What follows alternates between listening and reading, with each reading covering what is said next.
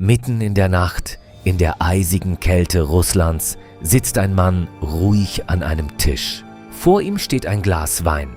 Doch dieses Getränk ist alles andere als harmlos, denn es wurde mit einem tödlichen Gift versetzt.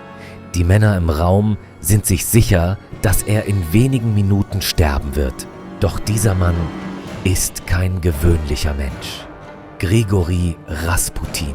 Diejenigen, die ihn töten wollen, gehören zu den mächtigsten Persönlichkeiten des Russischen Reiches. Darunter Adlige, Prinzen und Mitglieder des Zarenhofs. Ihr Plan ist einfach, Rasputin lautlos zu beseitigen, ohne Spuren zu hinterlassen. Rasputin trinkt den Wein und alle warten gespannt auf die Wirkung. Doch nichts passiert. Er trinkt noch mehr. Doch wieder zeigt das Gift keine Wirkung. In diesem Moment verändert sich die Stimmung im Raum. Denn das Unmögliche scheint gerade zu geschehen. Panik breitet sich aus, Waffen werden gezogen und schließlich fallen Schüsse. Rasputin wird getroffen und bricht zu Boden. Alle glauben, dass es vorbei ist. Doch wenige Minuten später öffnet Rasputin wieder die Augen. Langsam richtet er sich auf, als wäre nichts geschehen, und versucht zu fliehen. In dieser Nacht reicht Gift nicht aus. Schüsse reichen nicht aus. Und selbst Wasser scheint nicht auszureichen. Wie ist das möglich? Kann ein Mensch wirklich so schwer zu töten sein? Oder verbirgt sich hinter dieser Geschichte eine viel dunklere Wahrheit? Grigori Rasputin war weder ein Adliger noch ein gebildeter Geistlicher, sondern stammte aus einem kleinen, armen Dorf in Sibirien. Sein Leben begann unscheinbar, doch schon früh fiel er durch etwas auf, das viele nicht erklären konnten, nämlich eine ungewöhnliche Ausstrahlung und einen starken Einfluss auf andere Menschen. Im Laufe der Zeit berichtete er von religiösen Visionen und begann, als wandernder Mystiker durch verschiedene Dörfer zu ziehen. Die Menschen erzählten sich, dass Kranke nach seinen Gebeten plötzlich geheilt wurden und dass seine bloße Anwesenheit Menschen veränderte. Ob das wirklich stimmte oder nicht, spielte bald keine Rolle mehr, denn sein Ruf verbreitete sich schnell und erreichte schließlich das Herz des Russischen Reiches, den Zarenhof.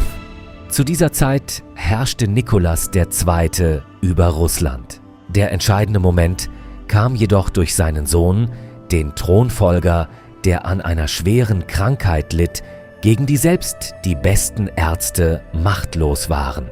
In dieser verzweifelten Situation wurde Rasputin an den Hof gerufen.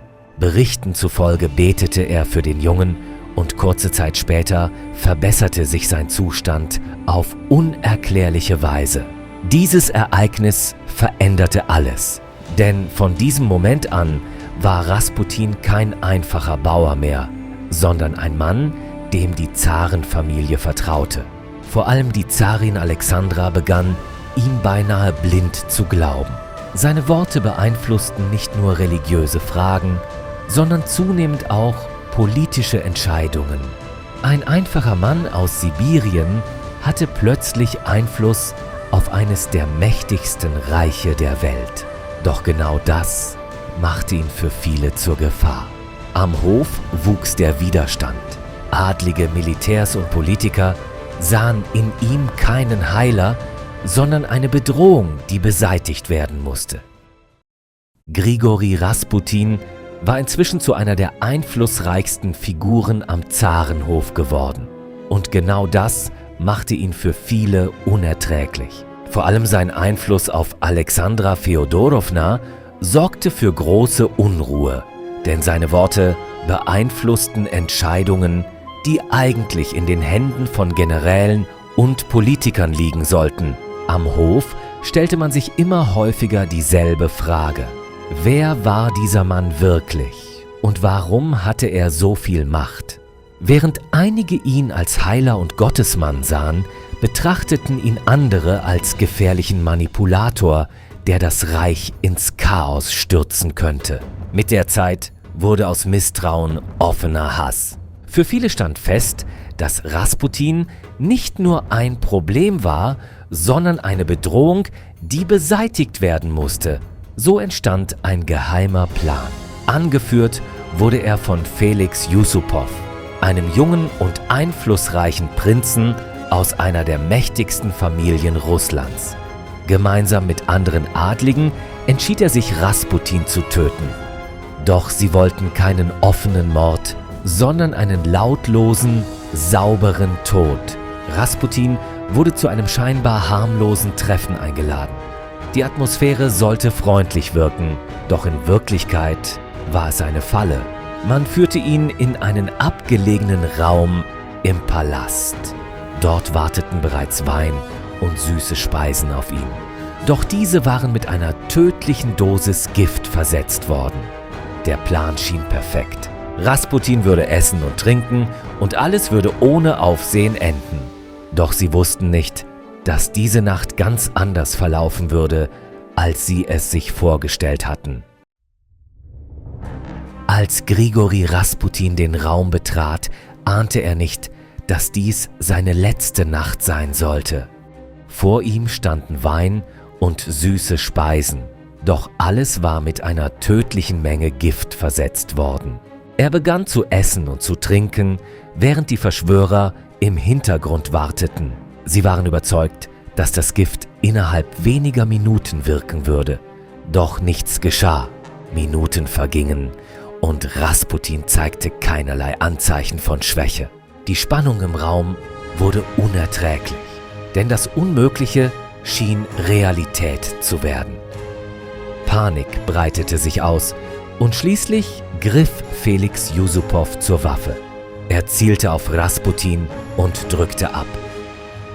Die Kugel traf ihn und Rasputin brach zusammen. Für einen Moment glaubten alle, dass es vorbei sei.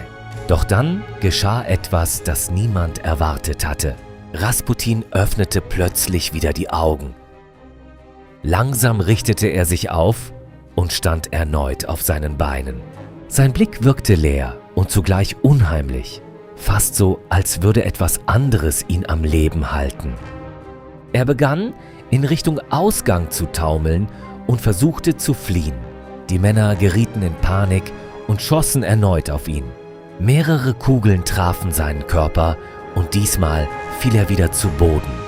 Schließlich zogen sie ihn nach draußen in die eisige Nacht. Um sicher zu gehen, warfen sie ihn in den gefrorenen Fluss. Erst jetzt waren sie überzeugt, dass alles vorbei war. Doch später fand man in seinen Lungen Wasser.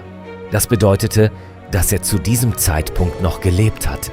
Ein Mann, der Gift überstand, Schüsse überlebte und erst im Wasser starb. Der Tod von Grigori Rasputin wurde über Jahre hinweg als etwas Übernatürliches erzählt. Gift wirkte nicht, Kugeln konnten ihn nicht sofort töten und am Ende soll erst das Wasser sein Leben beendet haben. Doch viele Historiker sehen diese Geschichte kritischer. Denn ein Großteil der bekannten Details stammt aus den Berichten der Attentäter selbst, insbesondere von Felix Jussupow. Und genau hier beginnt das Problem. Diese Berichte könnten übertrieben oder sogar bewusst dramatisiert worden sein, um die eigene Tat zu rechtfertigen oder bedeutender erscheinen zu lassen. Einige Experten gehen davon aus, dass das Gift möglicherweise gar nicht richtig gewirkt hat oder in zu geringer Menge verabreicht wurde. Andere glauben, dass die Schüsse bereits tödlich waren und Rasputin nicht so lange überlebt hat, wie es später erzählt wurde. Auch die Geschichte mit dem Wasser wird heute hinterfragt. Denn der Nachweis von Wasser in den Lungen ist kein eindeutiger Beweis dafür, dass er noch lebte, als er ins Wasser geworfen wurde. Was bleibt also übrig? Eine Geschichte, die zwischen Wahrheit und Mythos verschwimmt. Ein Mann, der zur Legende wurde, weil seine Geschichte immer weiter ausgeschmückt wurde. Vielleicht war Rasputin kein übernatürliches Wesen. Vielleicht war er einfach ein Mensch, der zur falschen Zeit zu viel Einfluss hatte. Oder vielleicht brauchten die Menschen genau so eine Figur, um das Chaos dieser Zeit zu erklären. Denn manchmal sind es nicht die Fakten, die Geschichte schreiben, sondern die Geschichten, die wir glauben wollen. Und genau deshalb lebt Rasputin bis heute weiter. Nicht als Mensch, sondern als Mythos.